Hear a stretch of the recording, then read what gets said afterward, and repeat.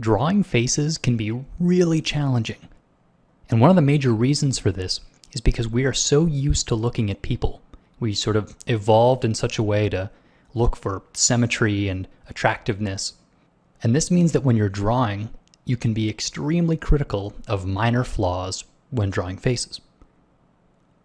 So when I was taught to draw faces, the first step we did was to think of the skull.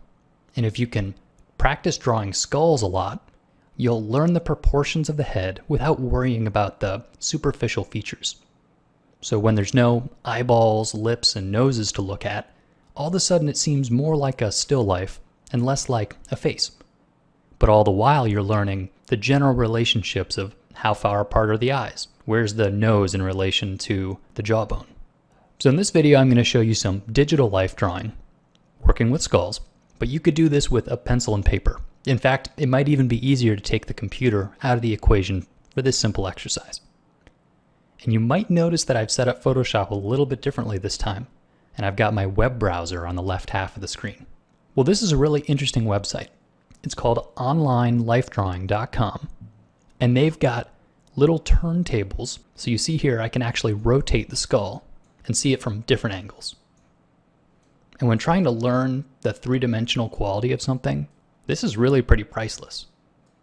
The owners of this website gave me an account to see if it was something that you guys would be interested in. And in looking at it, this was the first thing that jumped out as really cool. That you don't have sort of flat orthographic photos. Instead, you have the ability to really manipulate these objects. It's pretty cool. In order to fit this all on one screen for the recording, I'm going to actually hide most of the interface and draw almost like I was drawing on paper. So here you can see my layers and my navigator. Well, I'm going to hide them for the time being. Now take a look at the way I've set up my drawing here. This could be paper for you or Photoshop, either way. I've drawn 3 parallel lines. What these do is give me a general guide for the features on the skull. And if I draw multiple ones on the same page, as you can see here, the features sort of line up. And this will help you keep your proportions consistent as you work. And actually, it makes each successive drawing a bit easier because you can use the others as a bit of an anchor. So I'll make a new layer, pick a view of this skull. I think I want to do sort of a profile here. And I'm going to start drawing. Now, because what we're talking about is constructive anatomy, I'm going to start very simple and then flesh it out with extra complexity as I go.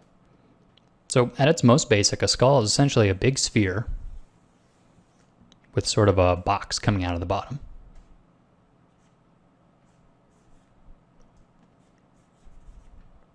And you can see here where the center line is about where the ridge of the nose and the eye cavities go. And so from here, I'm just going to look at the major shapes and major lines on this skull.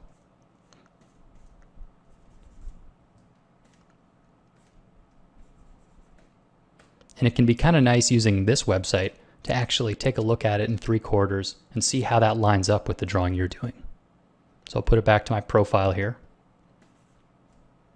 And I'm not trying to make a beautiful drawing.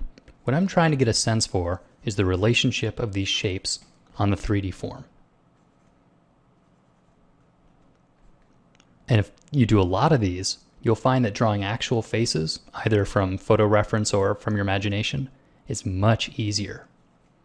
Because all these landmarks that are here on a skull are on the face as well. They're just hidden under muscle and flesh.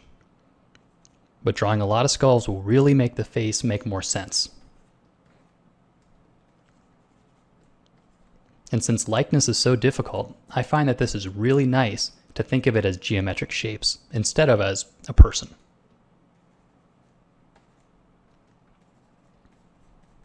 And how much detail you want to put into these drawings is really up to you.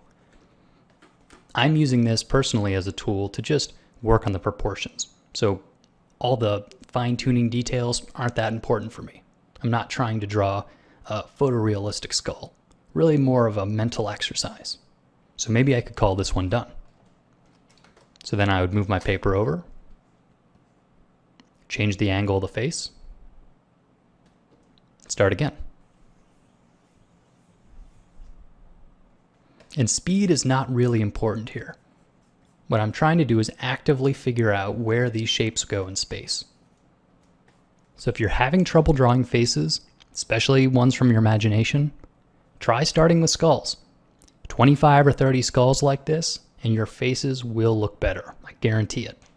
And if you like the look of this website, give it a look. It's onlinelifedrawing.com.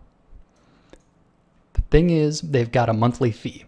So if it's something you're interested in, I was talking to the owners, and they said that they'd be happy to give sort of a Control Paint discount. So take a look and let me know in the comments if this is something that you guys like, because we can work something out with them. Seems to be a really cool resource, and I've not seen anything else like it. And as usual, thanks for watching.